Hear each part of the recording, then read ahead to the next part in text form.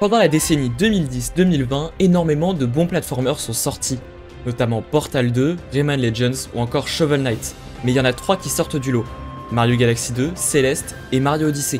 Et il y en a un qui dépasse les autres. Et si vous reconnaissez cette musique, vous savez duquel je vais parler. Oui, c'est Mario Odyssey.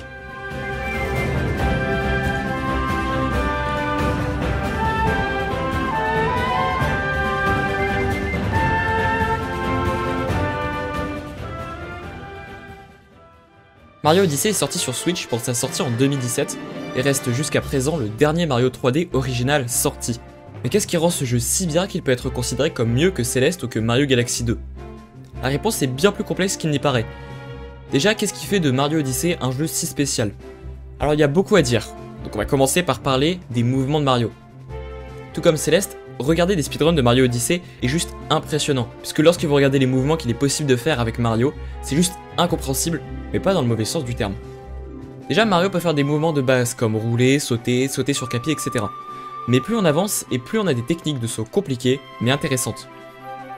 Déjà, le long saut, puis le plongeon sur Capi, la roulade suivie du saut sur Capi, rien que là ça commence déjà à se complexifier. À regarder, ça reste très sympa, mais on est encore bien loin des techniques de speedrunner comme ça. Et le plus impressionnant dans tout ça, c'est que cette palette de mouvements, tu l'as dès le début.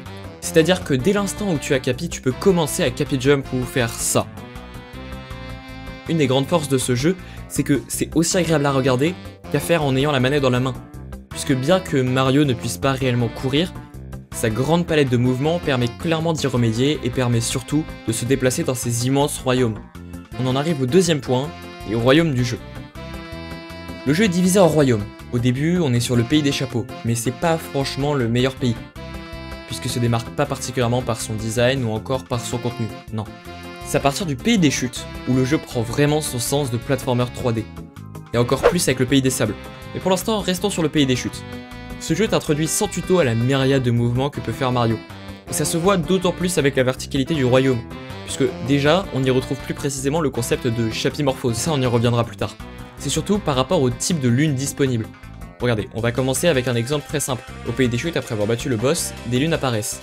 Et cette lune, on peut la voir comme ça. Ou bien comme ça. En fait, c'est très simple. Dans Mario Odyssey, les différents royaumes sont là pour vraiment mettre à profit les différents mouvements de Mario. Prenez l'exemple du pays de la forêt. La possibilité de mouvement est super large. Je peux choisir d'y aller lentement et de décapiter les plantes piranhas, mais je peux aussi y aller beaucoup plus vite et esquiver le poison. Comme chaque royaume a une particularité, les différentes options de Mario sont vraiment mises en avant à chaque fois. Les royaumes se démarquent particulièrement de leur design, et en plus de leur gameplay, ce qui fait véritablement le charme du jeu, c'est sa direction artistique. Bien qu'il y ait des royaumes qui soient plus mémorables que d'autres, comme par exemple Seaside, le pays de la mer qui pour moi sort vraiment du lot avec le pays perdu, et bah certains royaumes comme le pays des chapeaux et le pays des lacs sont en termes de direction artistique moins attrayantes. Alors certains royaumes comme le pays des lacs sont beaucoup trop lents dans leur gameplay. Les déplacements dans l'eau sont un enfer et surtout le manque d'ennemis rapides dans l'eau en fait, je le pense, un des pires royaumes du jeu en termes de gameplay. Mais ils ne sont pas tous comme ça, loin de là. Prenez l'exemple de New Donk City, ou la ville emblématique de Mario Odyssey. Là, tout y est, que ce soit les déplacements qui ne sont pas trop lents, ou bien la verticalité du niveau qui offre des disponibilités de sauts tout simplement énormes. Et vraiment, chaque royaume est différent aussi dans ses ennemis. Parce que en parlant d'ennemis, je t'avais parlé de la chapimorphose quelques instants plus tôt. Pour ceux qui savent pas ce que c'est ce qui permet à Mario de prendre position du corps d'un ennemi et d'avoir accès à ses capacités. Par exemple, si vous prenez la position d'un Goomba volant, eh bien vous pouvez voler. Et par rapport au royaume, chaque pays possède différents ennemis qui lui sont propres. Par exemple les Pokio au pays de Bowser, ou les Poulpido au pays de la mer. Chaque chapimorphose s'adapte à son royaume et à ses caractéristiques. Le Poulpido, dont je vous parlais juste avant, vous permet de vous déplacer beaucoup plus vite sur l'eau et donc de ne pas rendre le pays insupportable. Ces chapimorphoses permettent de faire plein de trucs, et surtout de récolter des lunes, l'équivalent ou presque des étoiles dans les anciens Mario. Pour ceux qui se le demandent, les lunes, c'est ce qu'il faut récupérer pour avancer dans le jeu. Elles se trouvent un peu partout dans le royaume, il en existe plusieurs types, comme les lunes d'histoire, qui sont indispensables pour avancer dans l'histoire du royaume, mais tout de même facultatives pour avancer dans le jeu. Ensuite, il y a les lunes cachées dans le royaume, notamment dans les grands pays comme celui des sables ou de la forêt. Et enfin, il existe ce que j'appelle les lunes de jump. C'est la majorité d'entre elles, ce sont des lunes qui demandent des sauts, des chapimorphoses pour pouvoir les atteindre. Par exemple, pour en revenir à la lune du début, c'est une lune qui va vous demander d'utiliser vraiment les sauts pour l'atteindre ou la chapimorphose. C'est là où on voit vraiment tout l'étendue du platformer 3D qu'est Mario Odyssey. La diversité des lunes permet d'avoir des challenges plus ou moins difficiles, puisqu'il faut être un joueur plutôt aguerri pour pouvoir faire le 100%. Mais le plus gros défaut qu'on peut donner aux lunes, c'est d'être beaucoup trop facile à récupérer. Par exemple, le Pays des Sables, on en a 16 à récupérer, mais la plupart se font très rapidement. Ou encore Captain Toad, l'idée est super de pouvoir explorer pour le chercher et récolter une lune, mais c'est souvent bien trop simple. Le jeu devient vraiment intéressant si soit tu fais du speedrun, on en reparlera après, soit si tu le fais en cherchant plus de lunes que le jeu ne t'en indique pour partir. Puisque certaines peuvent devenir assez challengeantes, mais c'est une minorité, surtout dans les pays du début du jeu. En fait, c'est simple, si tu prends le nombre de lunes pour partir et que tu termines le jeu comme ça, tu loues vraiment une partie essentielle de Mario Odyssey. Tout ce qui est caché derrière des sauts un peu compliqués ou bien juste ce qui est caché dans les royaumes. Si on les compare aux étoiles de Mario Galaxy, forcément ça en devient décevant, vu le nombre de lunes au mètre carré. Mais faire ça, c'est mal comprendre l'objectif du jeu, qui est que si tu veux vraiment profiter du jeu, il faut au moins faire le côté très obscur de la lune, le niveau le plus difficile du jeu, et que tu débloques après 500 lunes. Mario Odyssey se veut vraiment d'être un platformer dans lequel c'est toi qui choisis ton niveau dans un grand nombre de royaumes. Et là, en l'occurrence, ce sont les lunes. Je pense aussi que ce qui fait de ce jeu un aussi bon jeu, c'est son speedrun, ou du moins sa capacité à être speedrun. Regardez, la plupart du temps, un platformer agréable à speedrun est un bon platformer. Par exemple, pendant la décennie 2010-2020, les meilleurs platformers sont Portal 2, Shovel Knight, Celeste, ou encore Super Meat Boy. Ce sont des jeux qui sont très agréables à speedrun, avec une grosse communauté de speedrunners.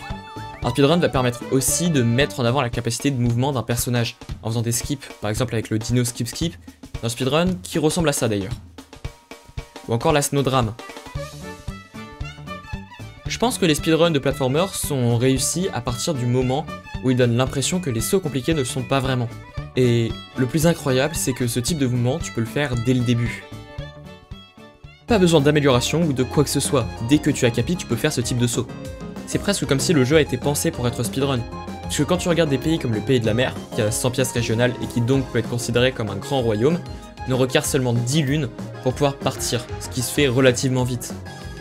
C'est un peu comme si la plupart du temps, toutes les lunes ont été calculées pour être obtenues rapidement pour que le joueur puisse finir le jeu le plus rapidement possible. Et enfin, je pense que ce qui fait la différence entre Mario Odyssey et d'autres jeux comme Mario Galaxy, ce sont les mods qui sont sur le jeu. Alors oui, je sors de tout ce qui est game design, mais je pense que le fait d'avoir une communauté active en termes de création de mods aide ne serait-ce que pour la rejouabilité. Pense aux mods qui te permettent de jouer en ligne, et donc de faire plein de défis, et même juste de speedrun à deux ou de faire des cache-cache. Mais je pense aussi au Superstar Mode qui augmente énormément la difficulté du jeu, et plus récemment le mode Kaizo qui est de loin le mode le plus difficile jamais sorti. Les joueurs sont devenus tellement bons qu'ils en demandent plus, que ce soit en termes de rejouabilité ou de niveau de difficulté, puisque quand tu vois ce qu'ils sont capables de faire, et ce que Mario est capable de faire, tu te dis que c'est parfait pour faire du Kaizo 3D. Avoir une communauté active permet au jeu de toujours proposer quelque chose de nouveau, bien qu'il soit sorti il y a maintenant 8 ans à l'heure où j'écris cette vidéo. Pourtant, comme je vous l'ai dit, il y a un mode qui est sorti il y a maintenant quelques mois. Cette communauté qui reste super active est vraiment ce qui fait la différence de Mario Odyssey par rapport aux autres platformers, puisque oui, il a une palette de mouvements incroyable, mais d'autres jeux aussi, notamment Celeste, qui est tout aussi impressionnant à regarder et très agréable à prendre en main, ont aussi cette palette de mouvements. Oui, il a une direction artistique qui sort vraiment de l'ordinaire avec des royaumes différents à chaque fois, mais d'autres jeux l'ont aussi avec Shovel Knight qui a des niveaux extrêmement divers dans leur gameplay et dans leur direction artistique. Il a certes des lunes qui peuvent être choisies dans l'ordre que l'on veut, en fonction de son choix et de ses envies, mais ça rappelle Mario Galaxy 1 et 2, où tu peux aussi choisir les étoiles que tu fais. Il y a aussi les chapimorphoses qui lui permettent de changer de gameplay constamment, mais Portal 2 le fait aussi très bien, puisque le Portal Gun et les chambres vont permettre de changer le gameplay à chaque niveau, tout comme les chapimorphoses servent à varier le gameplay dans les différents royaumes. Pour la plupart, ils sont très agréables à speedrun et ont une communauté de speedrun très active. Pourtant, il est rare d'avoir une communauté aussi active au niveau des mods alors que le jeu est sorti il y a 8 ans. Bien plus que ça, Mario Odyssey a réussi à avoir en un jeu tous les éléments que j'ai cités plus haut. C'est la concrétisation d'un des platformers les plus réussis et unique dans son aspect et dans son gameplay. Je pense qu'il mérite très clairement d'être nommé le meilleur platformer de la décennie 2010-2020. Alors si vous n'êtes pas d'accord, dites-moi pourquoi en commentaire, abonnez-vous, likez si ce n'est pas déjà fait, et prenez soin de vous.